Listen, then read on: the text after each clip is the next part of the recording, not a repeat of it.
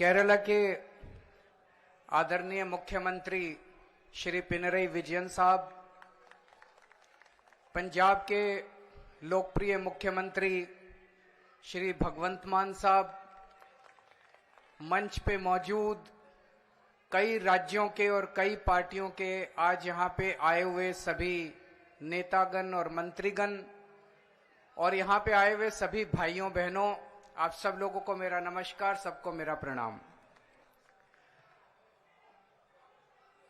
मुझे लगता है आज इस देश को ये दिन भी देखना था। ये जंतर मंतर वो जगह है जहां पे इस देश की प्रजा सरकारों के एक्सप्लॉयटेशन से तंग आके यहां पे धरने प्रदर्शन करने आती है।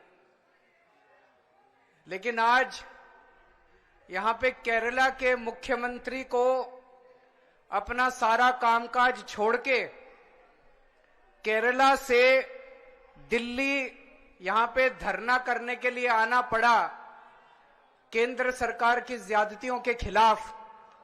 मैं समझ रहा हूं ये भी इस देश को ये दिन भी देखना था।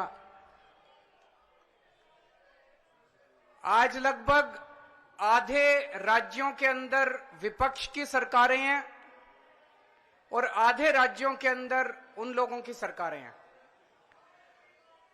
जो विपक्ष की सरकारें हैं आधे राज्यों के अंदर, तो लगभग 70 करोड़ लोगों को ये विपक्ष की सरकारें रिप्रेजेंट करती हैं। 70 करोड़ लोगों को, आधे देश को। और इस वक्त ऐसा लगता है कि केंद्र सरकार ने विपक्ष की सरकारों के खिलाफ युद्ध छेड़ा हुआ है।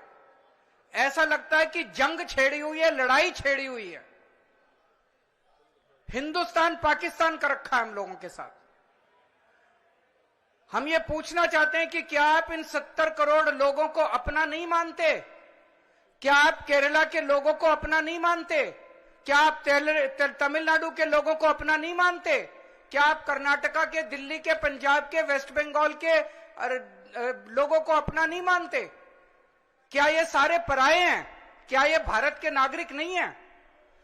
यहां के 70 करोड़ लोगों ने विपक्ष के लोगों को चुन के सरकार बनाई। संविधान के अंदर लिखा है कि इन सरकारों की क्या पावर है।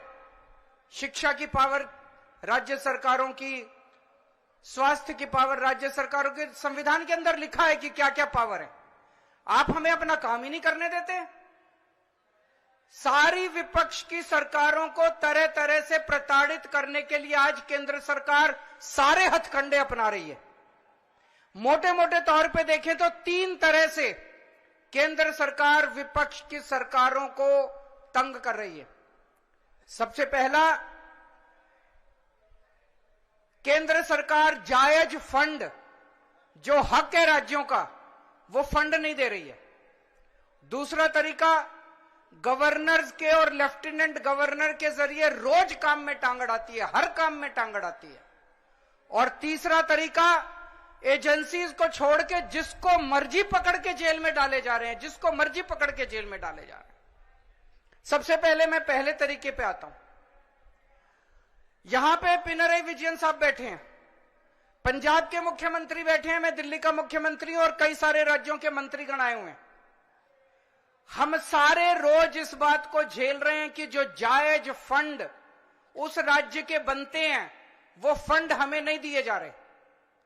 अगर केरला के लोगों को उनके हक के फंड नहीं दिए जाएंगे तो काम कैसे चलेगा? सरकार कैसे चलेगी? केरला की सरकार कैसे चलेगी? तमिलनाडु की सरकार कैसे चलेगी? और हम यहां भीख मांगने नहीं आए।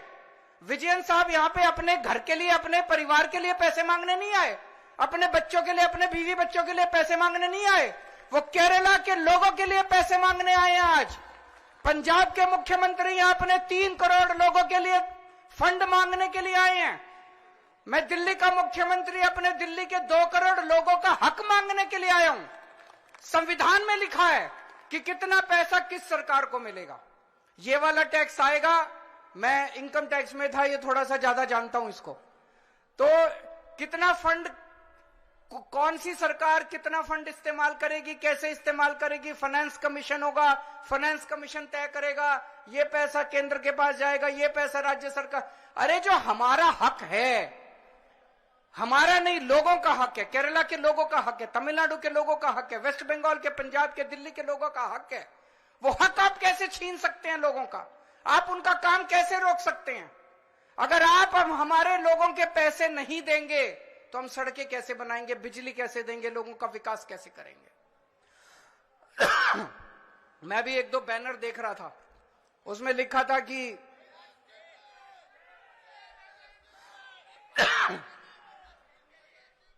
केरला के 8400 करोड़ रुपए रोके हुए हैं। और मान साहब से मैं थोड़े दिन पहले बात कर रहा था, पंजाब के भी 8000 करोड़ से ज्यादा फंड रोके हुए हैं। अब एक एक फंड, अभी पंजाब सरकार थोड़े दिन पहले सुप्रीम कोर्ट में गई कि हमारा पैसा रिलीज नहीं कर रहे, आरडीएफ का पैसा, आरडीएफ लगभग 4-5 हजार करोड़ बनता है, 5500 करोड़ रुपया आरडीएफ का, रूरल डेवलपमेंट फंड का पैसा इस्तेमाल रिलीज नहीं कर रहे। केरल भी गया, सुप्रीम कोर्ट की हेयरिंग अब अगले हफ्ते फिक्स हुई है और तुरंत केंद्र सरकार से फोन आ गया, आइए बैठ के बात करते हैं। तो हम छोटी छोटी बातों के लिए सुप्रीम कोर्ट जाएंगे क्या? ये क्या बदतमीजी है? आप अपना काम क्यों नहीं करते? हम हर चीज के लिए सुप्रीम कोर्ट के पास और भी तो बहुत काम है। सुप्रीम कोर्ट भरा हुआ है केसेस से, जनता के केसेस से। हम अपने फंड लेने के लिए भी, हमें फंड लेने के लिए जंतर मंतर पे आके बैठना पड़ेगा। आप लोगों को जान के ताज्जुब होगा, दिल्ली के लोग मिलके साल में 2 लाख करोड़ रुपए का इनकम टैक्स देते हैं, 2 लाख करोड़। और उस 2 लाख करोड़ में से बदले में दिल्ली के लिए हमें कितना पैसा मिलता है, गेस कर सकते हैं आप लोग? 2 लाख करोड़ रुपए हम केंद्र सरकार को देते हैं दिल्ली के लोग मिलके इनकम टैक्स में, और उस 2 लाख करोड़ में से दिल्ली के लोगों को एक साल में 325 करोड़ रुपए मिलते हैं।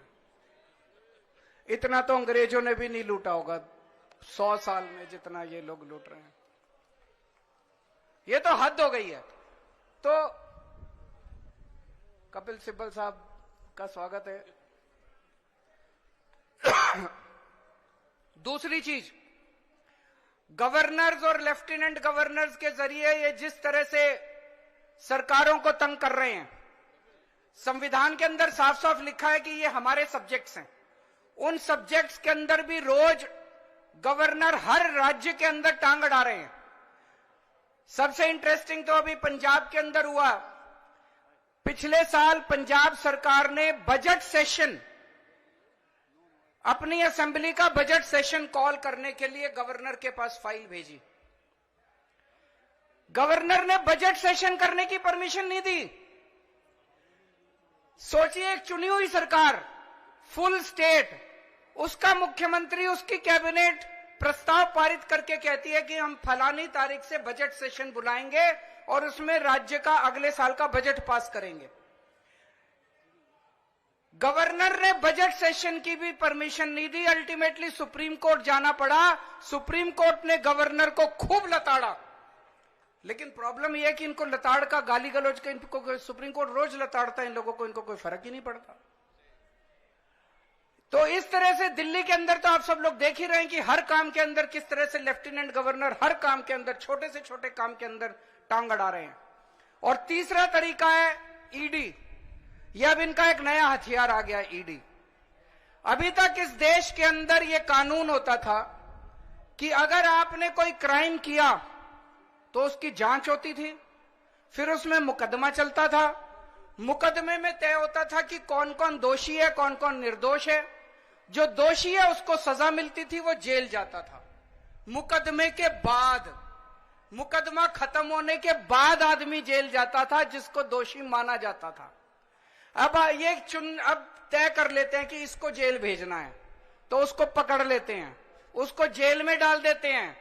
फिर सोचते हैं अब इस पे क्या मुकदमा करें, इस पे क्या केस बनाएं। फिर ये केस बनाते हैं और केस बनाने के बाद फिर वो तब तक जेल में रहता है जब तक कि मुकदमा पूरा ना हो जाए और वो निर्दोष साबित ना हो जाए। हमारे देश के अंदर 15-15 साल लग जाते हैं मुकदमे पूरे होने में। तो 15-15 साल किसी को भी पकड़ के जेल, यह भी पीएमएलए जो कानून लेके आए उसमें ही लिखा है कि जब तक उस आदमी को, किसी को भी पकड़ के जेल में डाल दो और जब तक उस आदमी का मुकदमा पूरा नहीं हो जाता, वो निर्दोष साबित नहीं हो जाता, तब तक वो जेल से बाहर नहीं आएगा। ये तो बहुत खतरनाक है। अभी हेमंत सोरेन साहब को इन्होंने जेल में डाल दिया, अभी तक उनके ऊपर कुछ भी साबित नहीं हुआ है, अभी उनके ऊपर मुकदमा नहीं चला है, अभी मुकदमा शुरू भी नहीं हुआ है, अभी जांच चल रही है। लेकिन अगर मुकदमे को 15 साल लगे तो हेमंत सोरेन साहब 15 साल जेल में रहेंगे।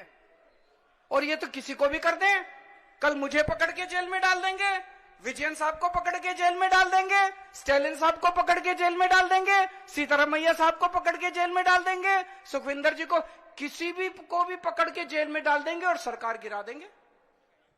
हेमंत सोरेन साहब को जेल में डाला, उसके बाद 48 घंटे तक ये लोग तोड़ने की कोशिश करते रहे, जेएमएम को तोड़ देते हैं। ये तो भगवान का भला और जेएमएम वालों का महान है, जेएमएम वाले जो टूटे नहीं इनके सामने। तो ये अब ये किसी भी को भी पकड़ के जेल में डाल देंगे, उसकी सरकार तोड़ देंगे और फिर अपनी सरकार बना लेंगे। ये क्या चल रहा है इस देश के अंदर? कह रहे हैं केजरीवाल भ्रष्ट है। मैं पूछना चाहता हूं, मैंने दिल्ली में बिजली सस्ती, बिजली फ्री कर दी दिल्ली के अंदर, मध्य प्रदेश में, गुजरात में, उत्तर प्रदेश में सबसे महंगी बिजली मिल रही है देश में।